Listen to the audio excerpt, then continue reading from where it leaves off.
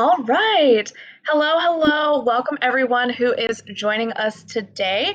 We are super excited to talk to you today about recognizing student strength and using online discussion to boost student confidence. Um, Today we have these two amazing guest panelists partnering with us here at Packback, Professor Kim Coffman and Professor Kerri Pope, who are going to be sharing their experience and insights with us today. So thank you both for joining. We're going to take a second to do some introductions before we jump into the presentation here today. So I'm going to start by introducing myself real quick. My name is Ishani. I am a curriculum consultant and also the DEI employee liaison here at Packback.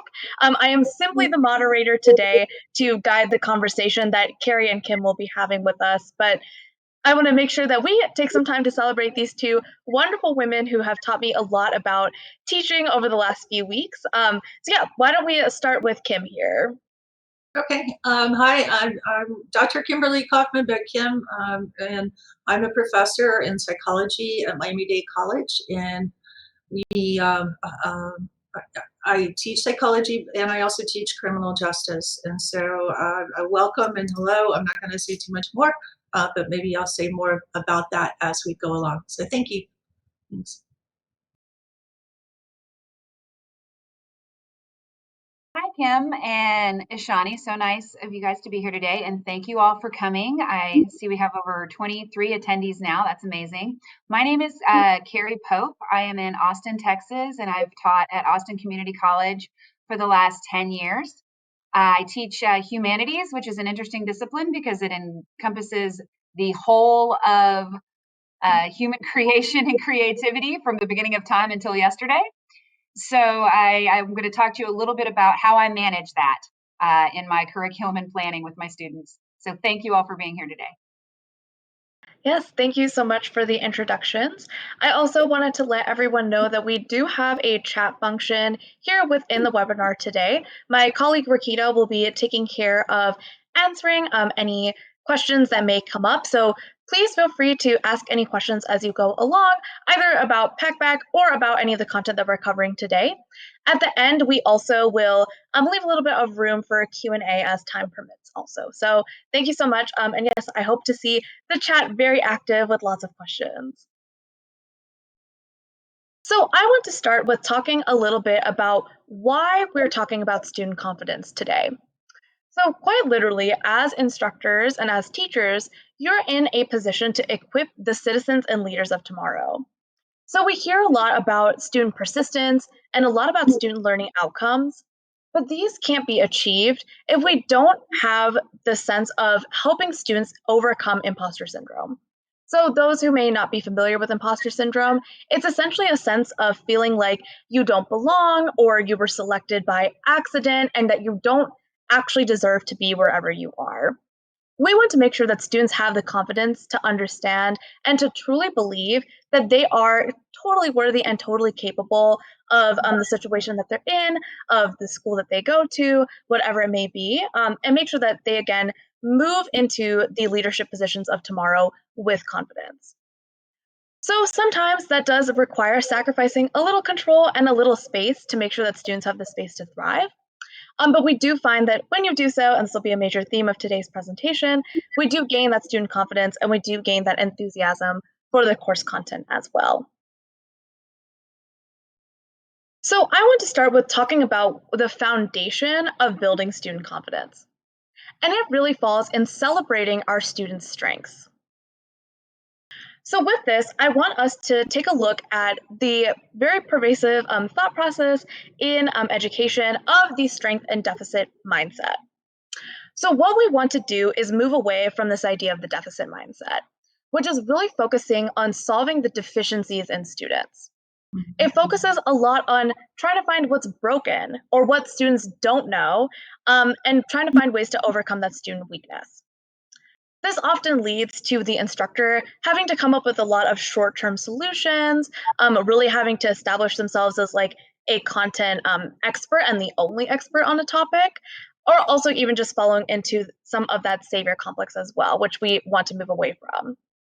Instead, throughout this presentation, we'll be focusing more on that strengths mindset. So we want to focus on amplifying the students' strengths, viewing them as reservoirs of potential that just need to be tapped into or that space just needs to be built. So, looking at this, we really want to focus on what is working, what are our students capable of, and emphasizing the possibilities of what the future could look like or what it can be. And then again, not having that support or that savior complex necessarily, but moving more into that supporter complex. You being there to boost your students and really celebrate who they are. So I want to talk to our two experts here at Celebrating Student Strengths. So I have a couple of questions here that I would love to hear from both of you on. So the first is, in our online world, how do you identify what students are doing well, absent from the classroom? The second is, how do you encourage students who are not doing so well? And then the third is, what are some ways that you personally celebrate your students in your class? So we're welcome to go through these in order if you think that would be best, or you can address these topics as a whole. So why don't we start with Kerri here first, and then we can just keep moving through this conversation. Perfect. So the struggle of trying to identify what our students are doing well in the online world has become more of a reality for professors in the last year with COVID, where a lot of classes were shifted online, and professors who didn't have experience teaching online were suddenly thrust into a situation where they needed to figure out what their students were doing well, what was working and what wasn't working online. Sometimes we spend too much time focusing on students that we feel are struggling, students that we feel are doing poor, and we don't give a good balance to students who might be, in our minds, doing well. Good student and poor student are labels that really don't tell an entire story. I try to think that each student should be treated as a whole person, sort of not like a caricature. Sometimes we'll see a student who's doing well, they're turning in work on time, they're meeting expectations, and we don't really focus on that student. We file that student away as a student who doesn't need to be handled or to be helped. And those students sometimes end up falling through the cracks mid-semester. So the way that I try to, in an online environment, make sure that all of my students are getting a balanced amount of attention from me is to really look through the assignments that I've given them and make sure that any opportunity I can raise a student up for anything that they have done right, whether it was turning their work in on time, even if it wasn't, absolutely stellar work, it was still work and it was done on time. Or if a student is consistently exceeding expectations, making sure that I let that student know that those efforts have been recognized. Because as professors, we really don't know, especially in an online class, what's going on behind the scenes. A student that we think is just killing it in our class could also be meeting with tutors and struggling at home and studying for hours to make that grade that we were like, oh, you did great again, awesome. And we're not really giving that the credence, and that can demotivate students oftentimes. So it's just as important, I think, to identify what all students are doing well, those that we see as being successful students, and maybe those that in some instances would be described as struggling. It should be treated the students as a whole, I think. Okay, very good.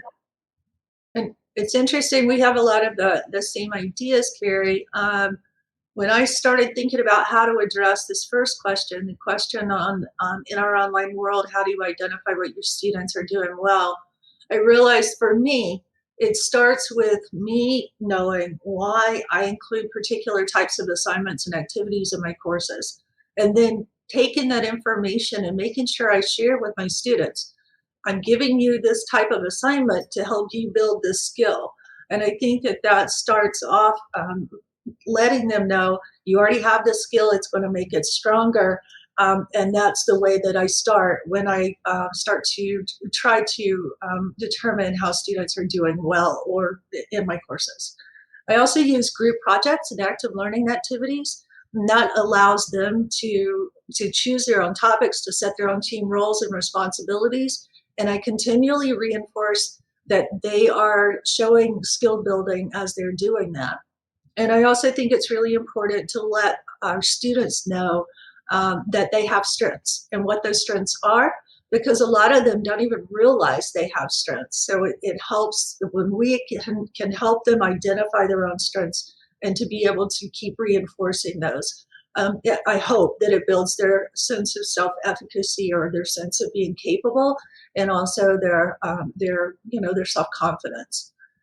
A couple of ways that I actually try to also focus on individual students. I'll try to, even if I see a student who's struggling with an assignment or a part of an assignment, or in many cases a lot of assignments, I'll try to point out one very specific thing that they've done well. And so I would give an example like, Carol, I noted that you really went beyond the material we covered this week in regard to this one particular topic. You added this and expanded to it. And I noticed that your colleagues were talking about that, and I really appreciated that work and that effort that you did. So it's a way not only to, a way to reinforce you're doing some things well, and then perhaps I might give them some suggestions about, well, what else might you do in terms of this question? Maybe here are some alternatives. I know you probably have some others, just to reinforce that strength of being able to, of that student being able to grow and to have their strengths highlighted and celebrated. Couple of more little things I do. Sometimes I specifically find a strength that I highlight for a student who seems to be drifting or struggling. When I start to see a student has been out a couple of classes or has missed a couple of assignments, I'll try to find something in one of their assignments to highlight, and sometimes that brings them back. And then the last thing I've been doing a lot of lately is just getting them to talk, giving them a space to talk about how things are going, and reminding them in this crazy, COVID environment, and that when they keep going and they keep progressing, they're showing their own resilience and they're showing their own persistence.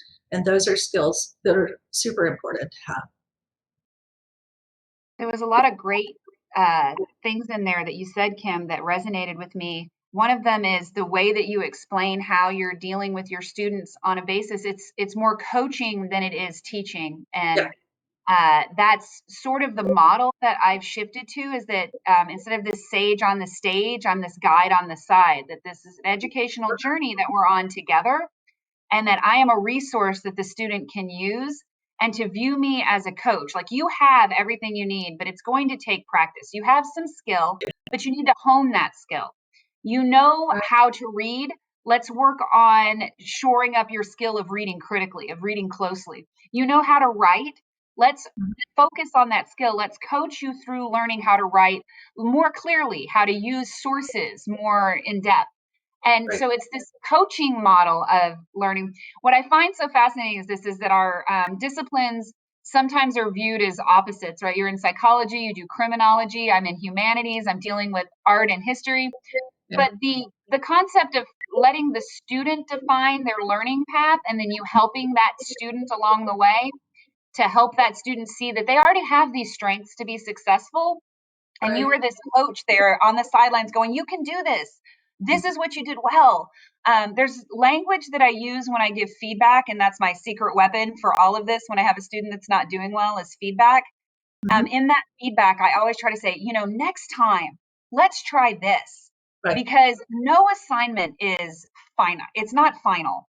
This is a journey we're on. This is an educational path, and you can improve yourself in each assignment that you do. It doesn't have to be, a lot of students get discouraged easy. They get a poor grade and they're like, I just have to give up. College isn't for me. And I've heard this from a lot of students. So using, again, methods that you've talked about and others to coach a student to say, you have these skills, you're already doing these things. Let's just hone those skills a little. Let's apply them to a different discipline and see if you can't, exceed what you did last time. And it's little bitty tiny victories, and you build those little bitty tiny victories so that a student sees they really are winning all the way along, right? There was never a failure in there. It was just growth. And that is a real shift in education. It's that you're either good at something or you're not good at something. And if you're not good at something, you're going to struggle, and hopefully you'll survive. And we've really shifted this idea of what it means to be an instructor, to help students, to guide students to realize they do have this set of skills. They just need to learn how to apply them. Absolutely. Absolutely. I think one of the things that I've admired most about both of you, as we've been working together these last few weeks, is that I love how you really view your students holistically. I think that really like viewing them as everyone is on a learning journey, everyone has things that they can work on, and everyone has things that they're doing well. I think that's a great way to make sure that we're always pushing our students in the direction of, keep building those strengths. And then also the focus on feedback and really sitting in that coaching chair of, I'm not here necessarily to say them it's my way or the highway and that's it, but really to push students to keep capitalizing on the strengths that they already have. I think um, that really gets to the heart of what I think this presentation is about, is making sure that we are viewing our students as that reservoir of like potential and all the good things that they can do with just a little nudge. Absolutely. Yeah. Anything else to add before we move on to our first pillar? Well, I was going to talk a little bit about how I celebrate students, and I mentioned that my secret weapon really is feedback, and that's for students who are struggling, but also students who, like I said in the beginning, are seeming to hit all those marks. We don't really know what's going on in the background, and we've all had an experience where we've had a student that is just killing it the first few weeks of class. They're doing amazing, and then they just disappear. They drop off, and we don't know what happened because they were doing fine.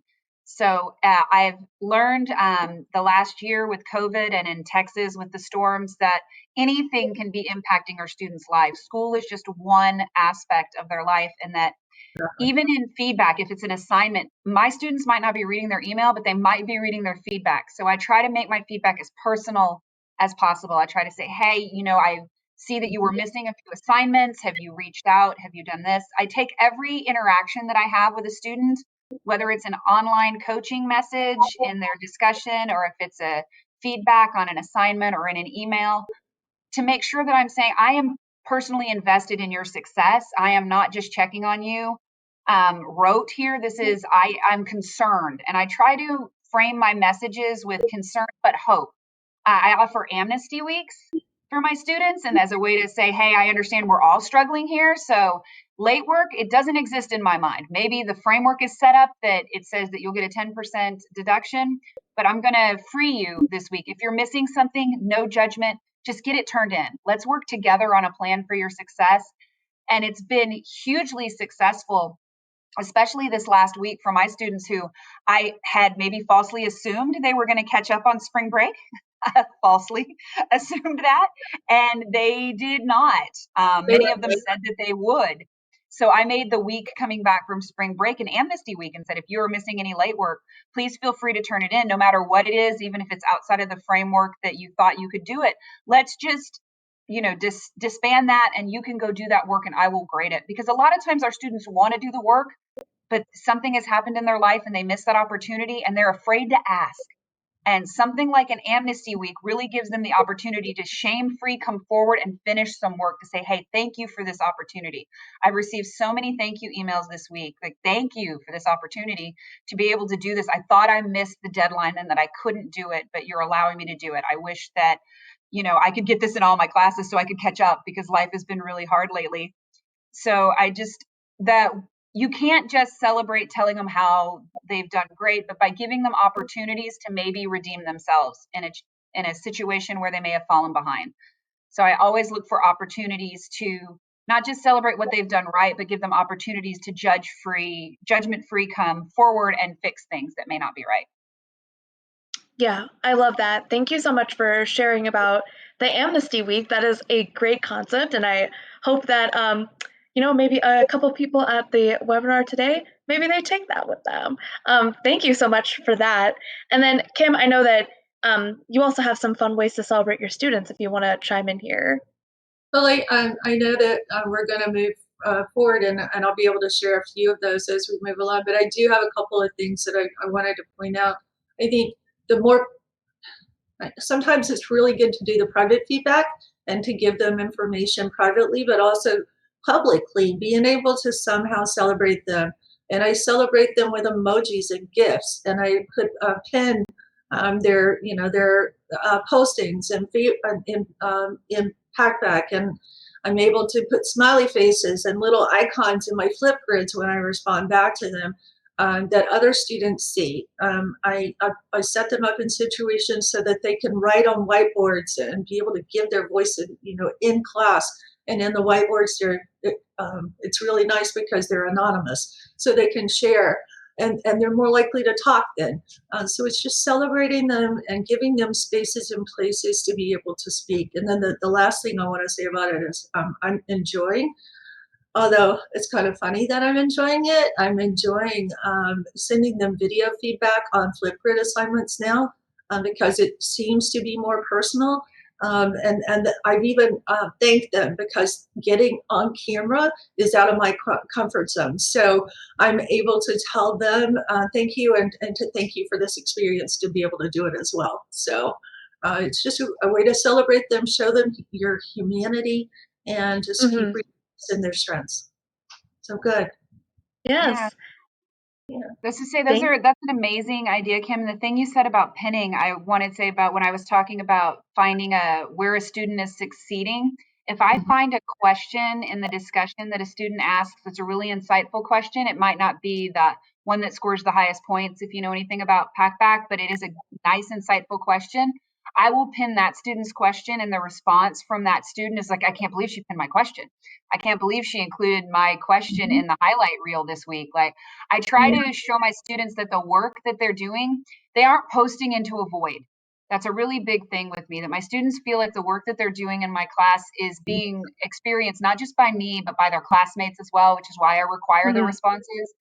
That it's not just post it and leave it and check it off on a list of things to get done. Right. It's you're doing something, and I am recognizing it, and I'm viewing it as part of your experience in this whole class. Like you'd said, Ashani, viewing our students holistically on every single thing that they do in the class. It's not just how you did on a test. It was participation. Did you write a really great question one week? Did you have this wonderful response? Did you have a great essay response that I thought was really insightful? I try to pull out those things and to show a student that they do have a path to success. Like I said, you're discussing, the growth mindset versus the deficit mindset. And many of us were raised thinking that if we're not good at something, it's going to be a struggle. And they come into our classes expecting to struggle. Yeah. And we have all of these tools to show that, imposter syndrome exists beyond students. It exists for professors as well. We've had several discussions in this group about our imposter syndrome creeping up on us and how hard we feel like maybe we don't belong. So that experience as professors of at one point maybe not feeling like we belong in a situation, like we aren't going to be able to be successful, we should pull on that to help pull our students up as well, to remember what that felt like. And to say, if someone had just told me, you're doing this and this and this right, but if you just do this, wow, everything would be great. That if we could talk to our students like that, like pulling from our own experiences, that is where I think that they really start to connect with our presence in the course and feel like they're not just in an online course plugging away doing work and it's just going nowhere. So that was an experience. I can hear it in what Kim says about her students and their experiences, and about getting out of her own comfort zone as a professor, because that's where real growth happens for you and your students, is when you get out of your comfort zone. It's very hard to let the reins go and to let students take control of content. But when you do, you have students that are just so much more engaged, students that have found things that you would never find, and you instantly integrate the student experience, their life, their lens, their culture, their education, their religion. You instantly get that intertwined with their answers. And it's amazing when that happens, because you as a single person could never provide that. Absolutely. Agree. Completely agree. Thank you so much for sharing some of those really innovative ways that you celebrate your students. And I think, Kerri, this last point of going back to the holistic student, when you give them space, they also bring their whole self as well. And I think that's something that's worth celebrating in itself. So thank you so much for your insights here. They're very valuable. I want to talk about two pillars, or essentially practical ways that you're able to bring the student's strength mindset to the forefront of your class. So the first pillar I want to talk about is prioritizing curiosity and inquiry. Obviously, here at Packback, curiosity is basically the name of the game. So I know most of you will be pretty familiar with the concepts here. But when we're talking about the power of inquiry, specifically for student confidence, there are two different topics that I think really tie into this.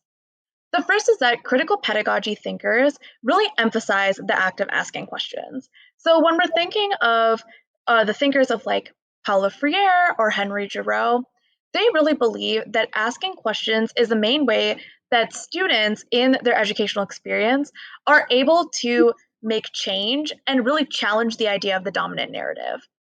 So with that, when again, we're prepping our students to be the leaders of tomorrow. So when students are able to say, hey, I wonder why this is the way that it is, and does it have to be this way forever?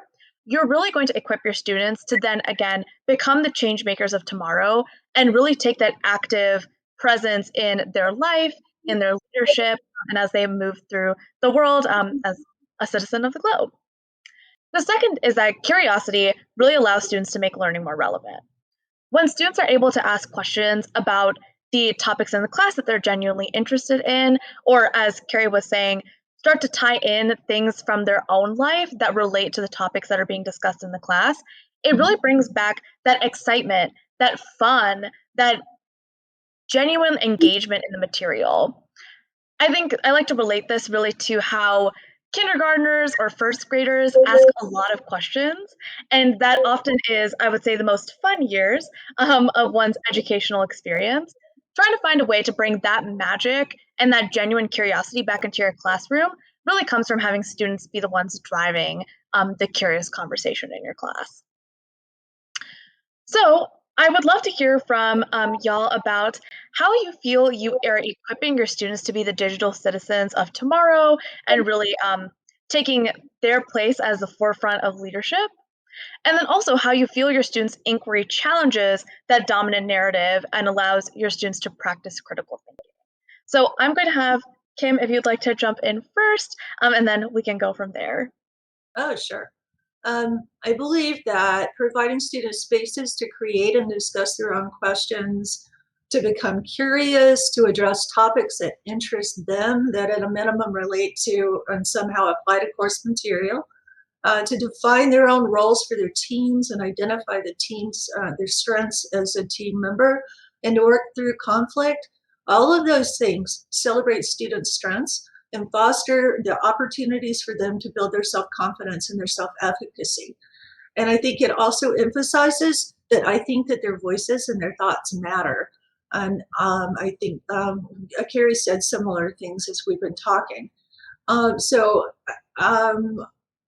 as you might imagine, this would then potentially help them and reinforce that what they have and what they're interested in matters. What they're interested in gives them a place to speak. And by doing that, they're starting to ask their own questions. They're starting to challenge myths. They're starting to have those discussions and be willing to critically discuss and challenge with each other. There was a situation in one of my human sexuality classes when I was able to model discourse because one of the students said another student was wrong. And so it gave us an opportunity to say, okay, in this situation, your points were valid and your points were valid, and we can do that in a critically discursive way. And we're building those skills as we go along.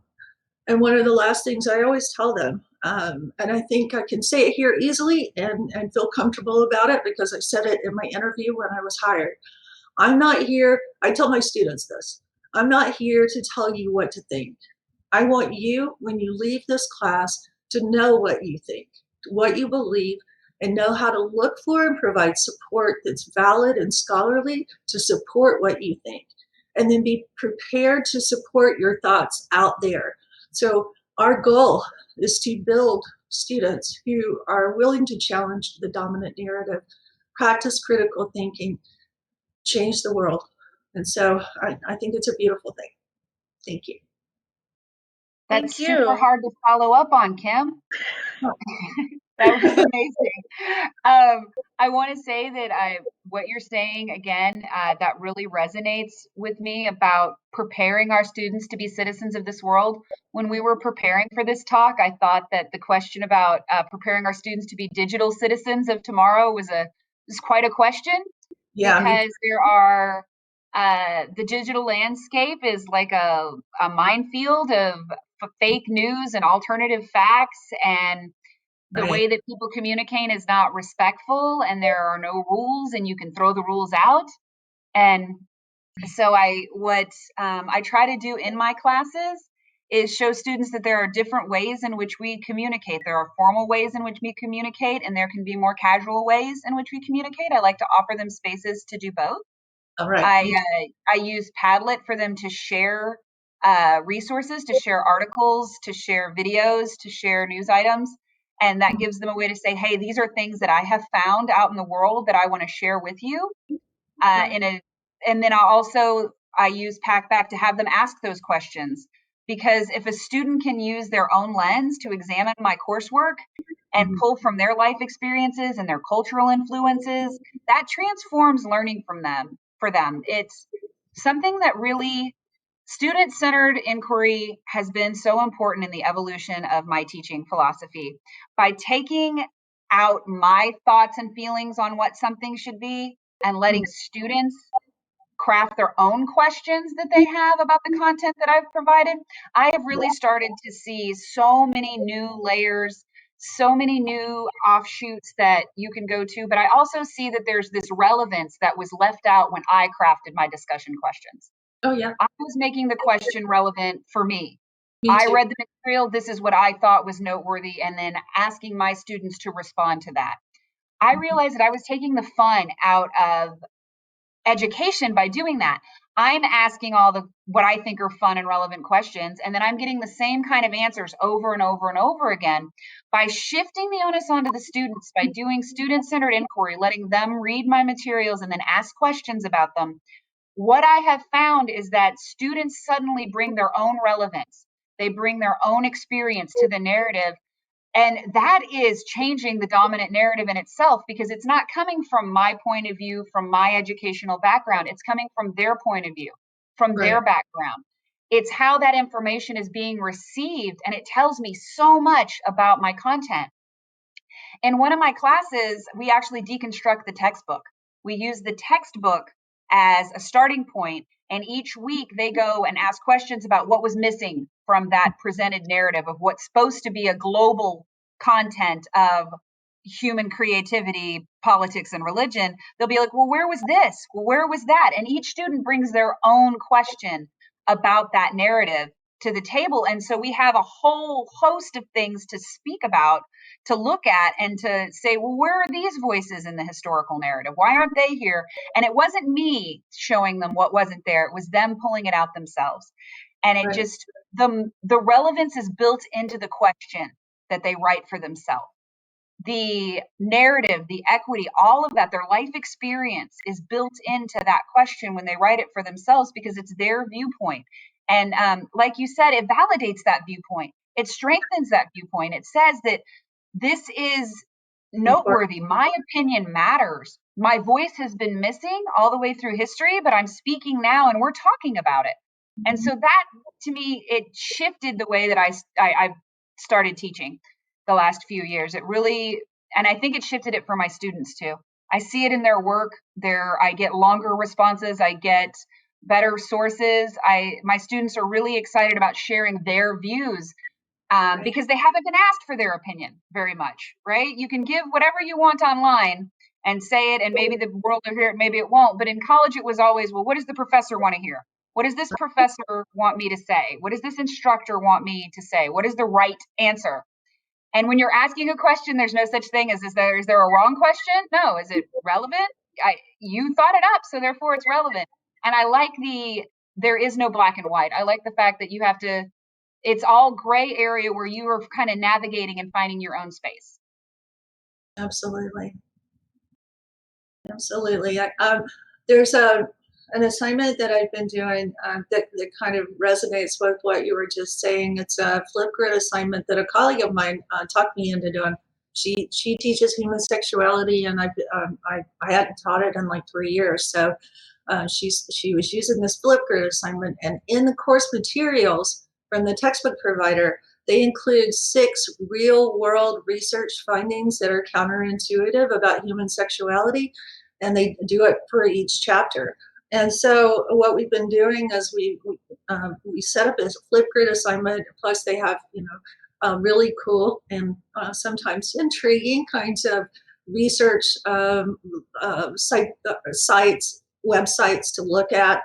So they review those, and then they pick one of those questions, and then they post what excuse me, I'm sorry, what started out as a 2-minute video response, but now it's a 3-minute video response, and they have in each of those research items, there are 2 or 3 probing questions. What do you think about this?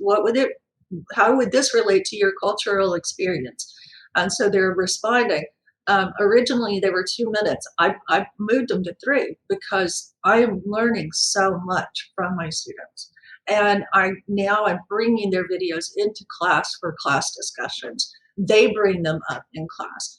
And so we're talking about, and their bravery that they have exhibited to talk about certain things that you might not think that they'd be willing to talk about has been wonderful. And so I think it's just giving them a platform. As you said, their ideas are way beyond what we could think of, but they haven't really been given the chance to say those ideas. And so the more that we can provide opportunities for them to speak and be able to support that their voices matter, the better for their experiences and ours. Yeah. Yeah, it's made my life as a professor way more interesting. I've learned so much from my students. There's so much information out there, and you as a professor can't, again, the humanities is from the beginning of time to yesterday. There's only so much I could teach myself, but I have 36 students in a class, and each one of them is going out and searching for questions. They're searching for information to bring back and share. And then they become the content expert, right? And that gives them, they can go out, and that's information that they'll share out in the world. To be like, I was in a class and I found this article, and you will never believe that, did you know women painted in the Renaissance? Isn't that crazy? I've never heard of a woman painting in the Renaissance. That's nuts. And so they'll start talking about these things in their everyday life.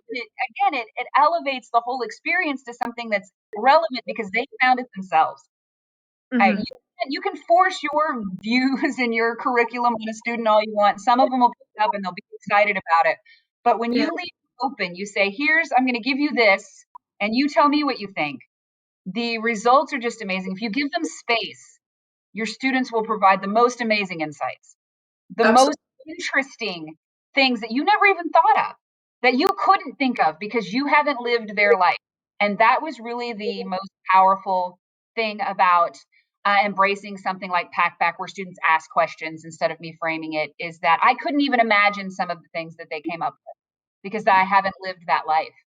And so it makes my entire curriculum richer to have my students be able to read from that tapestry of experience that comes to my classes in a community college.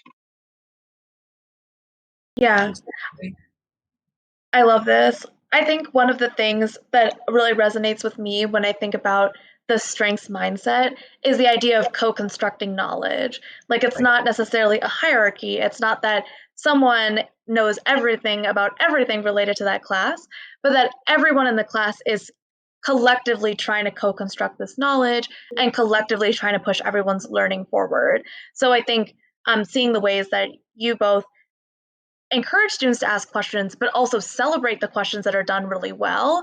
Both of those things together, again, contributing to that student confidence and making students feel like, going back to imposter syndrome, that they do belong and their knowledge is valuable, and the background and unique experiences that they're bringing into the class have relevance. They're not separate things. It's all part of, again, holistic learning here. So thank you so much for sharing a little bit about how you prioritize inquiry in your class. So the second pillar, and for us wrapping up on the content for today, is really creating that sense of belonging. So going back to the imposter syndrome, again, students often who are experiencing strong imposter syndrome don't feel like they belong. They don't feel like that they're suited to be in the place that they're at, or that, again, I know for me, it was very much like, I got admitted by accident. I am not supposed to be here. The admissions officer messed up. I'm not supposed to be here. So I think really focusing and prioritizing creating that sense of belonging and that community is important for students to feel accepted by the community at large. Oh, yeah. So that's my final point for today, is that community is critical to student confidence. So I have some of summaries from a few studies that have been run related to community and student learning outcomes. So all of the studies that I have here or anywhere in the presentation are all linked in our references slide, which I will be sending out the deck in the follow-up email. So the first study here is all about how students feel more confident to participate when they feel socially secure. So this, of course, goes back to that sense of belonging, and that students often have anxiety about potentially putting out a wrong idea or a wrong question that might be judged by their peers. So when there is a constant emphasis on building community and peer-to-peer learning, students are more willing then, again, to go in, be confident, and potentially make mistakes. Especially then you couple that with feedback from the instructor, letting them know what they're doing well and what they can improve. Again, building confidence as time goes on. The second is that engaging discussion can lead to overall course improvements. So students, they did find that students who are exposed to highly engaged peers in online discussion perform better in class, especially for our marginalized students as well, which you can read more about in the study there. I think we all know that this is probably something that you've observed in your classroom as well.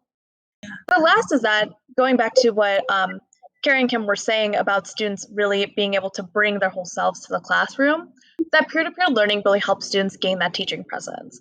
So this goes back to Garrison's community of inquiry theory, which is really focused on making sure that students, with the great questions that they ask, and also by answering other student questions, they have a teaching presence so that they start to believe that there's something about me and my experience and my knowledge that's worth teaching other students in my class.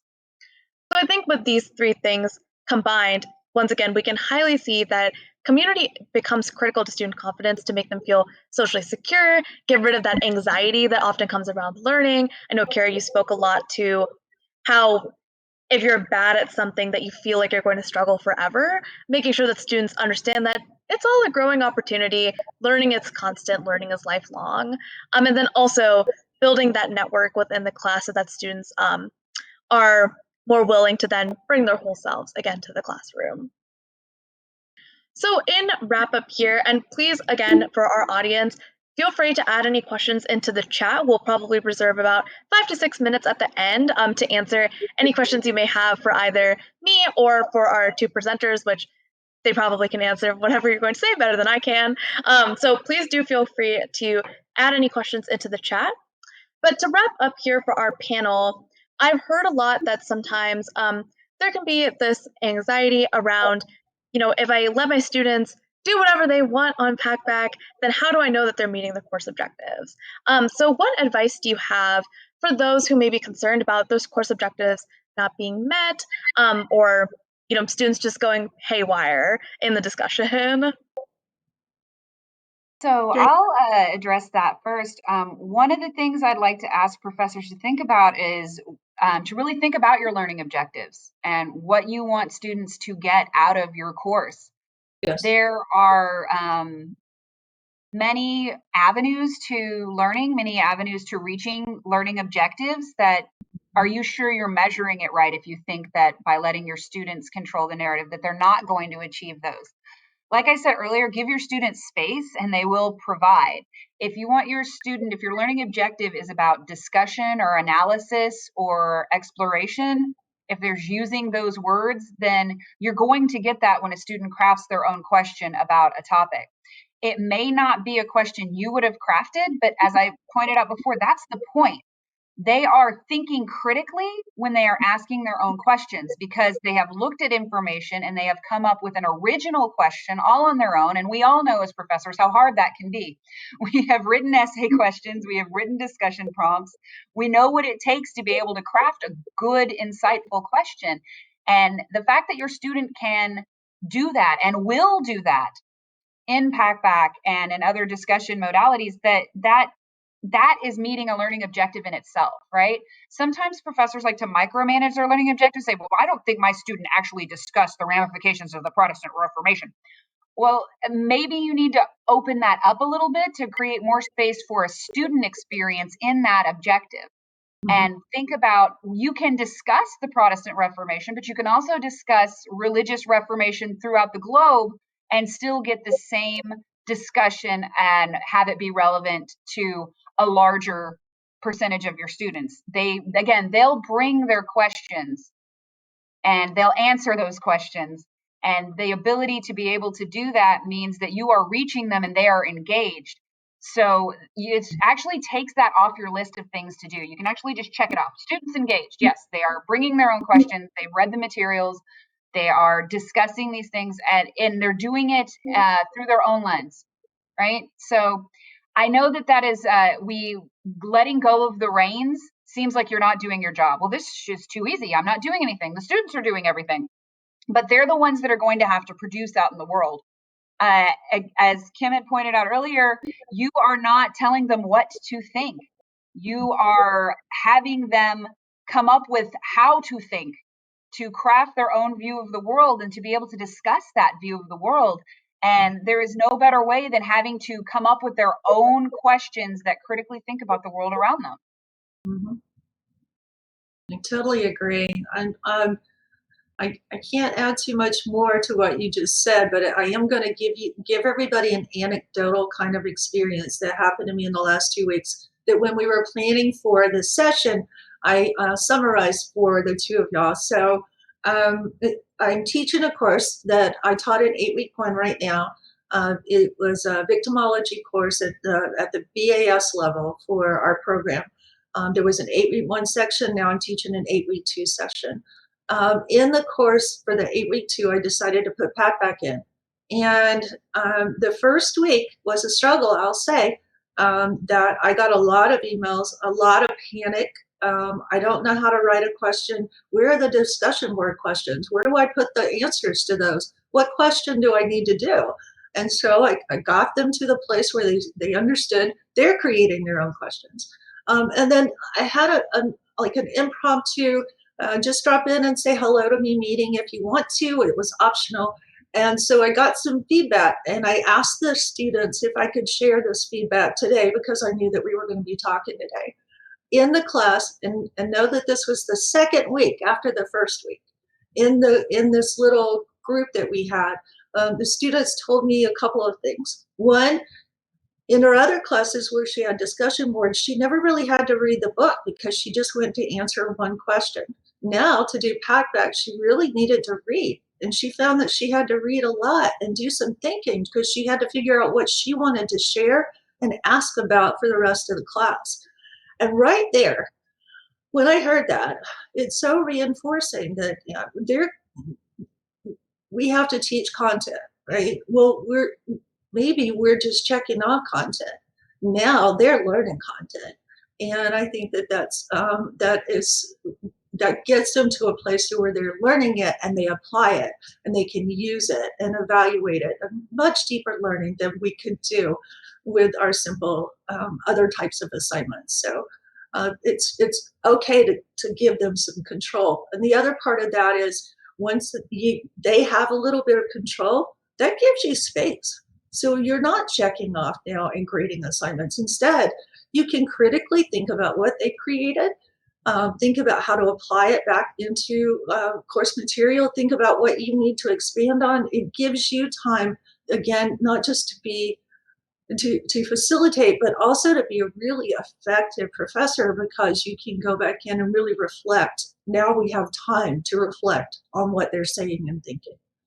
So I just want to follow that up that we all often over the last couple of years more and more have been asking for student narratives, like at the end of the semester, like asking for this, hey, give me your, how did you grow over the semester and this and that.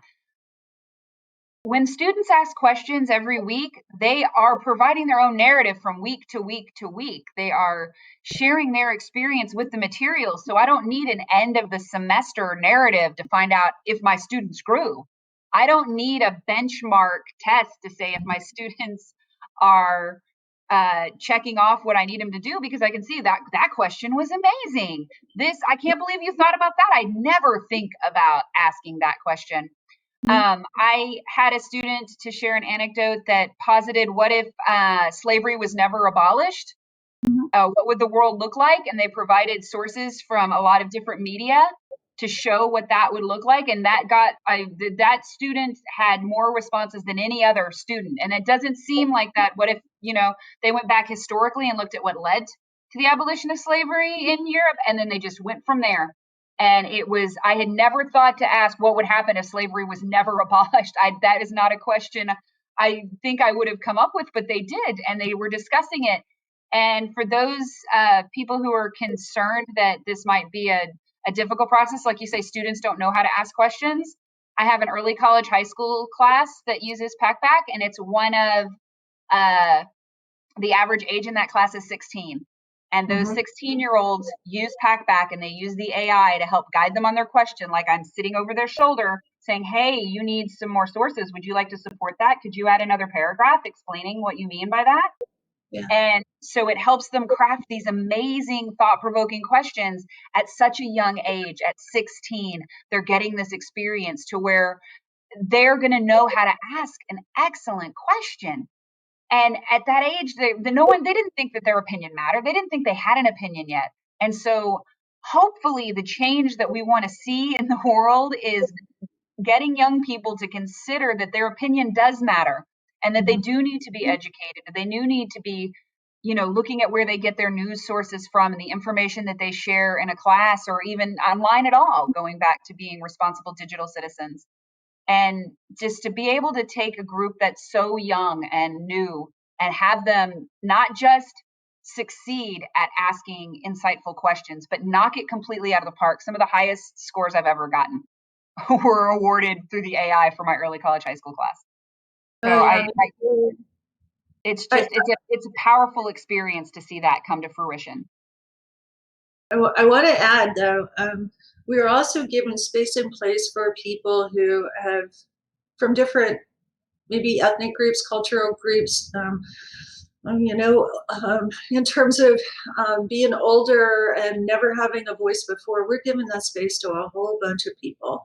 And so it's not just our younger students, and some of my older students are actually going, well, I can actually talk about this here, and people are okay with that, and we can challenge ourselves about that. And so it's giving them this ability to ask their own questions, and just I'm going to say, like Kerri did, it opened up my teaching. It opened up a whole bunch of things, and it's thoroughly enjoyable. So thank you. Transformative, yes. Yeah, absolutely. All right. Thank you both so much for all of the wisdom and insights that you've shared here today. I have been basically so excited since we had our conversation last week preparing for this. And I think it's just incredibly incredible, for lack of a better word, to know that there are such passionate instructors out there making sure that the youth of today will be the voices of tomorrow. So thank you again for joining us today, giving up an hour of your time to share all of this with us. I do real quick just want to go through and make sure that if just some logistical information.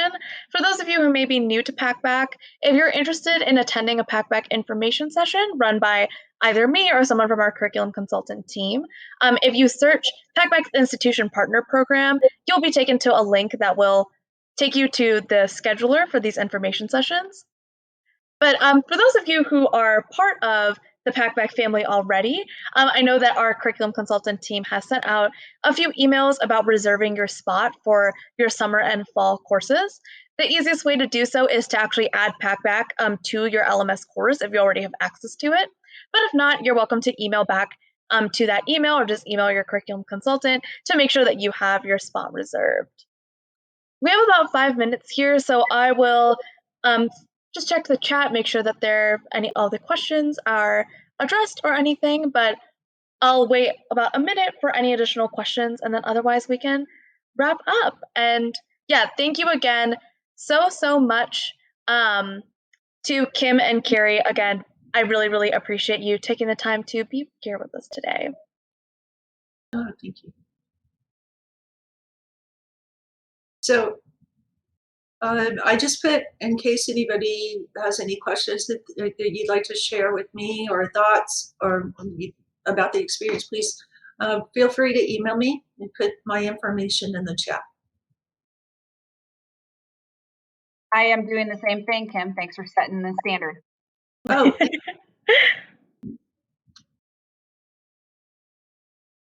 Yeah, I think both me and Kim could have waxed poetic for a long time about all of the wondrous transformations we have gone through with our teaching and our students.